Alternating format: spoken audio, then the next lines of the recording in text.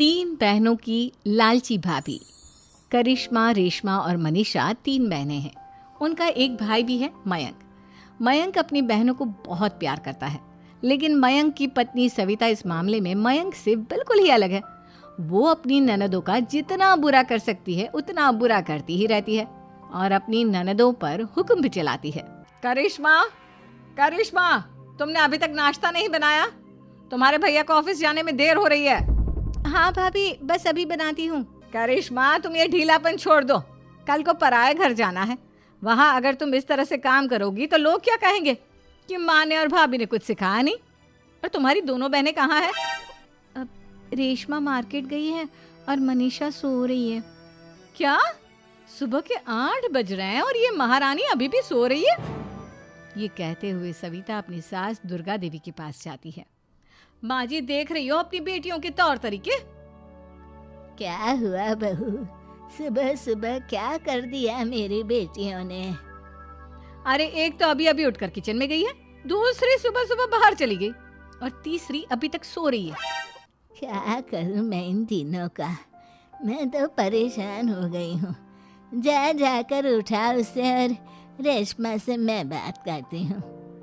सविता सीधा मनीषा के कमरे में जाती है और उससे कहती है, महारानी जल्दी उठो, सूरज सर पर आ गया है। भाभी थोड़ी देर और सोने दो ना, मैं रात को लेट सोई थी। वो क्या ना, यूनिट टेस्ट चल रहे हैं। शराफत से उठती है या नहीं, या फिर पानी की भरी बाल्टी डालूं तेरे ऊपर? नहीं भाभी, मुझे बिस्तर में नहीं लाना, उठती हूँ मैं। मनीषा जल्दी से उठकर बाथरूम में चली जाती है। सभी आराम से बैठकर नाश्ता कर रहे होते कि तभी रेशमा बाजार से हाथ में सामान लिए आ जाती है। रेशमा को देखते ही सविता उस पर बरस पड़ती है। लो, आ गई महारानी। ऐसा भी क्या सामान लाना था जो सुबह आंख मलते ही बाजार की तरफ रवाना हो गई? भाभी, कल आप ही तो चीख रही थी कि घर का सारा सामान मुझे ही लाना पड़ता है, घर में किसी को भी किसी काम से कोई लेना देना नहीं है। अब मैं बाजार जाकर सामान ले आई तो आपको इस बात से भी तकलीफ हो रही है? देख रही हो माँ जी, अपनी बेटी की जुबान कैंची से भी तेज चलती है। और मयंक, आप तो कुछ कहेंगे नहीं अपनी लाडली बहन को। रेशमा, अपनी भाभी से ऐसे बात नहीं करते। चलो माफी मांगो। भैया, मैं क्यों माफी मांगू? आप भाभी से बोलिए ना कि हम पर कम हुक्म चलाया करे। हम इस घर की बेटियां हैं और आपकी पत्नी की ननद है, नौकरानी नहीं। लो कर लो बात। इनकी भलाई के लिए कुछ भी बोलो तो इन्हें बुरा लग जाता है। इस घर में यही इज्जत है मेरी। देख लो माँ जी, आपकी बेटी किस लहजे में मुझसे बात कर रही है। सविता वहां से चली जाती है। मयंक को बहुत गुस्सा आता है, वो भी वहां से चला जाता है। फिर करिश्मा रेशमा को समझाती है। रेशमा, तुम्हें भाभी से माफी मांग लेनी चाहिए थी ना। लेकिन दीदी, मैंने कुछ किया ही नहीं, तो मैं माफी क्यों मांगू? हाँ करिश्मा दीदी, रेशमा दीदी जैसे ही घर में आई भाभी ही उन पर चिल्ला रही थी।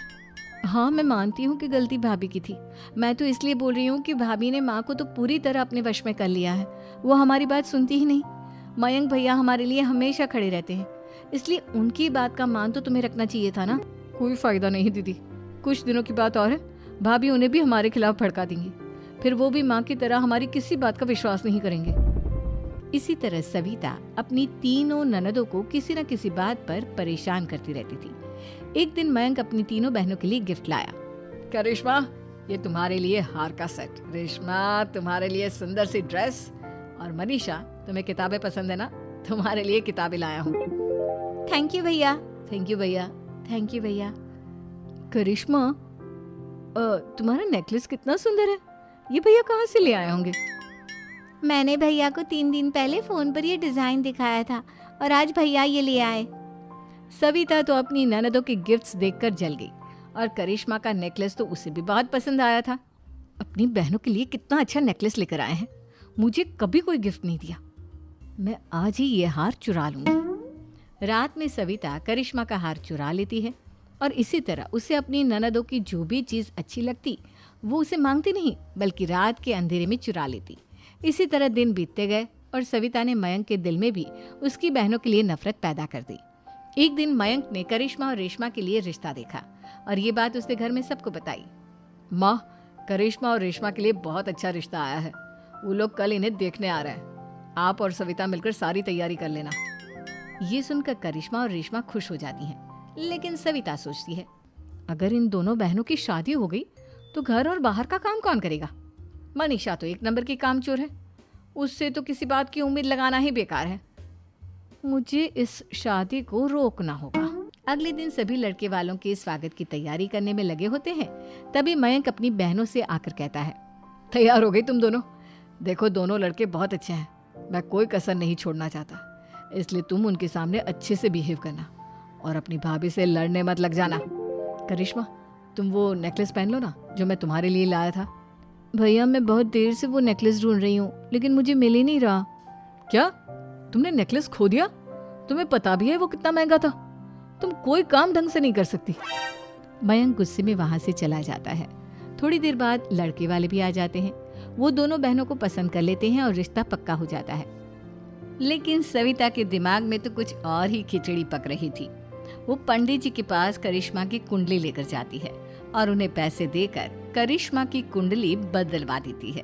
जब लड़के वालों के पास करिश्मा की कुंडली जाती है तो वो दुर्गा को फोन करते हैं। बहन जी, हमने करिश्मा की कुंडली अपने पंडित जी को दिखाई थी। आपकी बेटी की कुंडली नहीं बल्कि दोषों का पिटारा है। देखिए, मैं और मेरे पति इन सब बातों में बहुत विश्वास करते हैं, इसलिए हम आपकी बेटी से अपने बेटे की शादी नहीं करा सकते। इस तरह करिश्मा का रिश्ता टूट जाता है और सभी घर वालों को बहुत दुख होता है। अब कविता सोचती है, चलो करिश्मा का तो रिश्ता टूट गया, अब रेशमा का भी रिश्ता तोड़ना है। क्या करूं? अब सविता आवाज बदलकर किसी अननोन नंबर से रेशमा के होने वाले ससुराल में फोन करती है। हेलो, मैं कौन हूँ कौन नहीं ये आपके लिए जानना ज़रूरी नहीं। बस इतना सुन लो कि रेशमा का 2 साल से किसी के साथ अफेयर चल रहा है। बस रेशमा का रिश्ता तोड़वाने के लिए सविता का इतना कहना काफी था। अब रेशमा का भी रिश्ता टूट गया। मयंक और दुर्गा देवी ने रेशमा को खूब खरी खोटी सुनाई और उससे बार बार उस लड़के के बारे में पूछने लगी। आप दोनों मुझे क्यों परेशान कर रहे हो? अरे कोई लड़का होगा मेरी लाइफ में तो मैं बताऊंगी ना, जब कोई है ही नहीं तो कहाँ से लाऊं मैं कोई लड़का? तो तेरे होने वाले ससुराल वालों को फोन किसने किया था?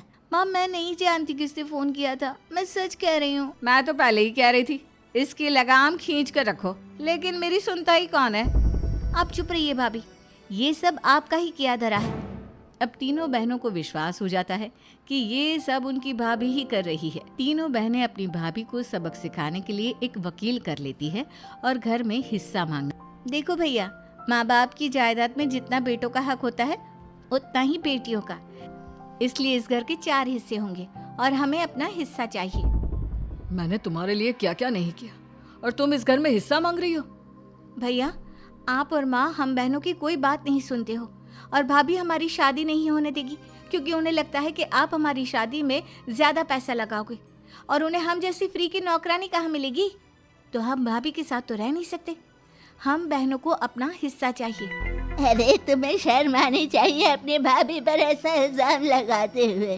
वो तुम्हारे बारे में कितना सोचती है। हाँ माँ, भाभी हमारे बारे में बहुत सोचती है, दिन रात बस यही सोचती रहती है कि किस तरह से अपनी तीनों ननदों को परेशान करूं और कभी मुझे पढ़ने भी नहीं देती। दोनों बहनों का रिश्ता भी तो इन्होंने ही तोड़वाया है और रात में हमारे कमरे में आकर हमारी चीजें भी चुराती हैं। इसी तरह सविता की तीनों ननदें अपनी बात पर अड़ी रही। अब कोर्ट में तारीख भी शुरू हो गई। जब सविता को लगा कि उसकी तीनों ननद इतनी आसानी से नहीं मानने वाली, तो उसने अपने पति और सास को सारी सच्चाई बता दी और अपनी तीनों ननद से माफी मांगी। मयंक और दुर्गा को भी अपनी गलती का एहसास हो गया। अब सविता खुद करिश्मा और रेशमा के लिए अच्छा रिश्ता ढूंढती है और उनकी शादी करवाती है।